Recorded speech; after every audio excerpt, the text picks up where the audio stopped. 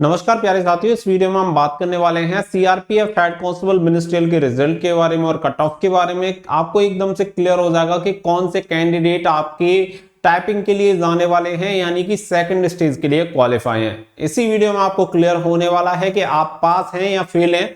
तो आप इस वीडियो को ध्यान से लास्ट तक आप जरूर देखें ताकि आपको ये क्लियर हो पाए कि आप सेकंड स्टेज के लिए क्वालिफाई हो रहे हैं और आप अपनी टाइपिंग की तैयारी शुरू कर दें। तो ये वीडियो आप सभी के लिए बहुत ही ज्यादा इंफॉर्मेटिव और जरूरी रहने वाला है। वीडियो अगर पसंद आए तो वीडियो को लाइक और शेयर कर सकते हैं, साथ ही में चैनल को सब्सक्राइब करके बेल आइकन पर प्रेस भी कर सकते हैं ताकि फ्यूचर में आपको अपडेट मिलते रहे। अब चलते हैं आपकी पूरी अपडेट की तरफ। तो देखो, सबसे पहली बात तो मैं आप सभी को यहाँ पे क्लियर कर देता हूं कि जो भी as per notification and as per guideline है और जो भी रूल रेगुलेशन है सीआरपीएफ की तरफ से, उसी के अकॉर्डिंग मैं आपको पूरी इंफॉर्मेशन देने वाला हूं। कुछ भी चीज अपनी तरफ से ऐड नहीं होने वाली है और एकदम ऑफिशियल और सारी चीजें एकदम विद प्रूफ आपको यहाँ पे मिल जाएंगी। तो अब चलते हैं अपडेट की तरफ और आप सभी को पूरी इंफॉर्मेशन देते हैं। इससे पहले आप सभी को बता दें कि अगर आप एओसी फायरमैन और ट्रेड्समैन की तैयारी कर रहे हैं तो यहाँ पे बेस्ट बुक आपको चक्षु पब्लिकेशन की मिल जाती है, जो कि आपके लेटेस्ट एग्जाम पैटर्न पे आधारित है। साथ ही में आप इस बुक को ऑफलाइन ऑनलाइन दोनों तरीके से परचेज कर सकते हैं।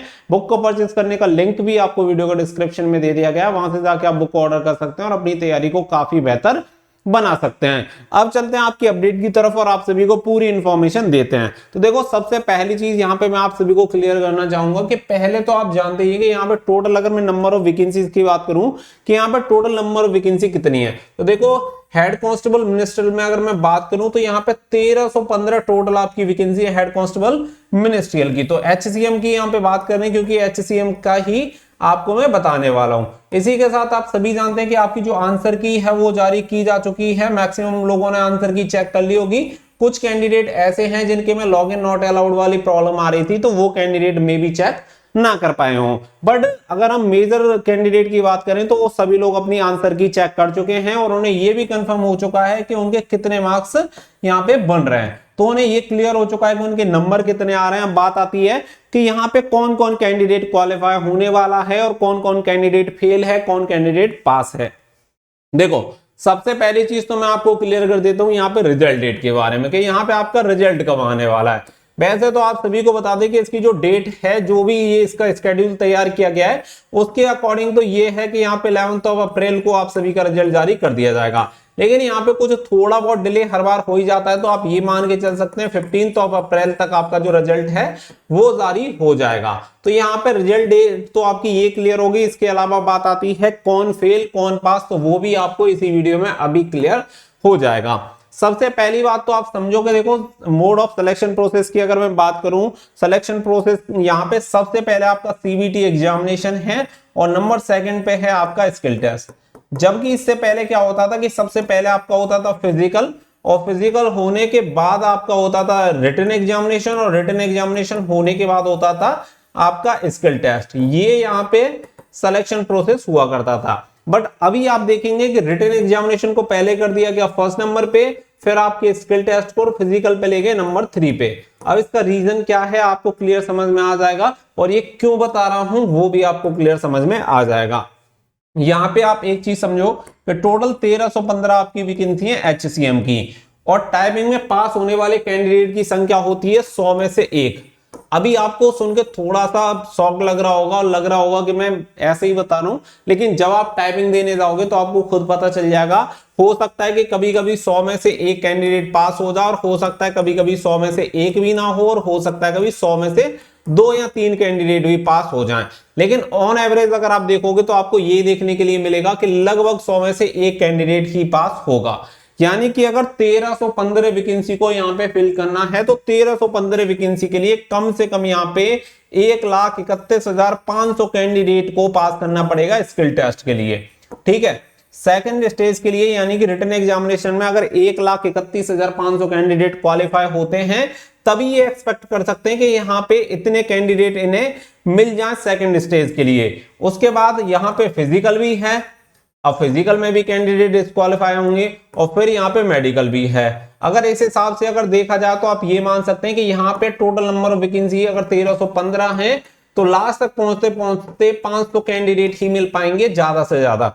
इससे ज्यादा कैंडिडेट नहीं मिल पाएंगे। आप ये मान के चलो कि 800 वैकेंसी यहाँ पे एकदम से खराब हो जाएंगी और खाली रह जाएंगी।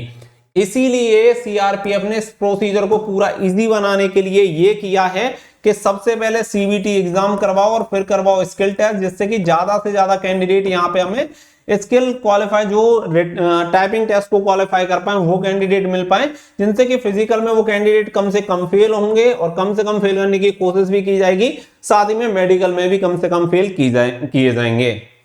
अब इसके लिए ऑप्शन की अवस्था है वो मैं आपको बता देता हूं। बहुत सारे कैंडिडेट का कहना है कि यहाँ पे मेरिट लगेगी और मेरिट बहुत हाई जाएगी और ये सब वो सब। तो देखो, पहली चीज मैं आपको क्लियर एकदम से कर दे रहा हूं कि अगर आपने अपने नंबर चेक कर लिए हैं और अगर आपके जनरल कैटेगरी में 40 नंबर आ रहे हैं यानी कि 40%, तो आप क्वालिफाई हो, टाइपिंग के लिए जाओगे। अब आपका सवाल निकल के आएगा कि 40 नंबर पर टाइपिंग के लिए जाने का फायदा क्या है, वो भी मैं आपको बता दूंगा। साथ ही में अगर आप ईडब्ल्यूएस, ओबीसी, एससी या एसटी से बिलोंग करते हैं तो 35 नंबर पे आप टाइपिंग के लिए क्वालिफाई हो जाओगे पक्का। अब आप दोनों का सवाल यही होगा कि 40 या 35 नंबर लाके फायदा क्या है टाइपिंग का, तो चलो ये भी बता देते हैं। पहली बात तो ये कि अगर आप किसी भी एग्जाम की तैयारी कर रहे हैं तो अपने दिमाग में एक चीज तो भूल ही जाओ, वो क्या है, वो है गारंटी। किसी भी एग्जाम में कोई गारंटी नहीं होती कि भाई नौकरी 100% मिली जाएगी। हो सकता है आपने तैयारी बहुत बढ़िया कर रखी हो, रिटन एग्जामिनेशन की फिजिकल में फेल हो जाओ। अब यहां आप एक चीज बताओ कि जिसके मैं ये मानता हूं कि किसी के 90 नंबर आगे हों, हालांकि शायद ही किसी के आए हों, लेकिन फिर भी एक कैंडिडेट 90 नंबर लेके आता है, क्या इसकी 100% गारंटी है कि ये कैंडिडेट यहाँ पे सेलेक्ट हो जाएगा और फाइनल मेरिट लिस्ट में पहुंच जाएगा? कोई गारंटी नहीं है, क्योंकि हो सकता है बंदे को टाइपिंग ही ना आती हो। ऐसा भी तो हो सकता है अगर ये टाइपिंग में क्वालिफाई हो जाए तो इसकी हाइट ही ना हो या इसकी चेस्ट ना बैठे, इसमें भी पास हो जाए तो हो सकता है कि मेडिकल में फेल हो जाए, या ये भी हो सकता है कि ये फाइनल मेरिट लिस्ट में पहुंच जाए, लेकिन गारंटी नहीं है इस बात की कि ये फाइनल मेरिट लिस्ट में पहुंचेगा। तो आप ये समझो कि जब 90 नंबर वाले की कोई गारंटी नहीं है फाइनल सिलेक्शन वाले की, तो 40 नंबर वाले की क्या गारंटी है कि वो फेल ही होगा या पास होगा? तो जब अगर आप कॉम्पिटिटिव एग्जाम में आ चुके हो तो गारंटी शब्द को तो भूल जाओ कि कुछ भी होगा। यहाँ पे उम्मीद के भरोसे सारी चीजें चलती हैं और उम्मीद के भरोसे चलती हैं। तो आपको यहाँ पे 40 नंबर आए हो, 35 नंबर आए हो, 60 नंबर आए हो, 55 नंबर आए हो, मैटर नहीं करता, आपको यहाँ पे टाइपिंग के लिए बुलाया जाएगा और आपको टाइपिंग के लिए जाना भी है मेरे भाई। वहां से मैं समझता हूं कुछ नहीं लेके आओगे तो दो चीज तो लेके आओगे। पहली चीज लेके आओगे कॉन्फिडेंस, कि अगली बार जब किसी भी एग्जाम में जाओगे तो ये आपके साथ जरूर होगा कॉन्फिडेंस। दूसरी बात लेके आओगे एक्सपीरियंस। तो ये दो चीज तो आपको फ्री में मिलने वाली है वहां से। जब आप इतनी यहां तक इस स्टेज पे गए हो तो टाइपिंग क्यों ना करो, आपको टाइपिंग का बेनिफिट तो मिलेगा। पता चला अगली बार सीआरपीएफ की वैकेंसी आ गई, आपने टाइपिंग दी नहीं तो फायदा क्या किया?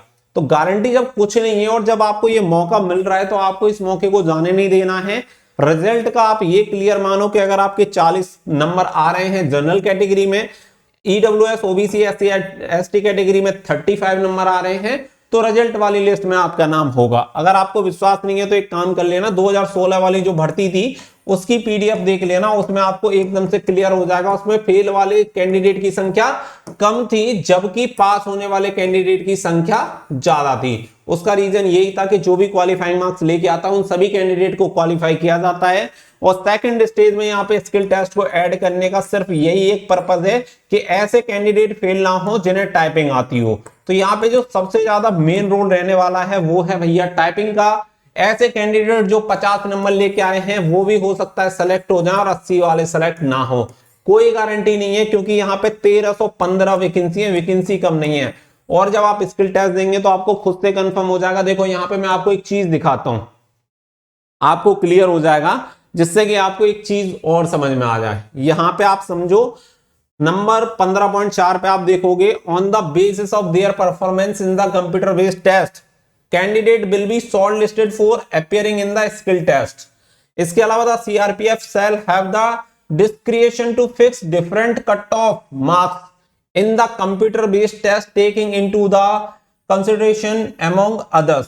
क्लियर बोला गया है, फिक्स डिफरेंट कट ऑफ यहाँ पे तैयार होगी और जो कि सीआरपीएफ की तरफ से डिस्क्रिशन होती है और जो कि ऑलरेडी आपको बताई जा चुकी है। तो यहाँ पे आप देख सकते हैं category wise vacancies and the category wise number of candidate. तो यहाँ पे सारी चीजें आप सभी को क्लियर कर दी गई है, तो आपको घबराने की जरूरत है ही नहीं। जो मेन चीज है, अगर आपने उस पर काम किया है, जो कि है आपकी टाइपिंग, तो आपकी बल्ले बल्ले, अगर आप आराम से इंतजार कर रहे हैं कि जब हमारा रिजल्ट निकल जाएगा और हमारे आराम से कम 75-80 नंबर आ रहे होंगे, तभी हम टाइपिंग की तैयारी करेंगे। तो मेरे भाई सिलेक्शन भूल जाओ, यहाँ पे सिलेक्शन होने वाला नहीं है।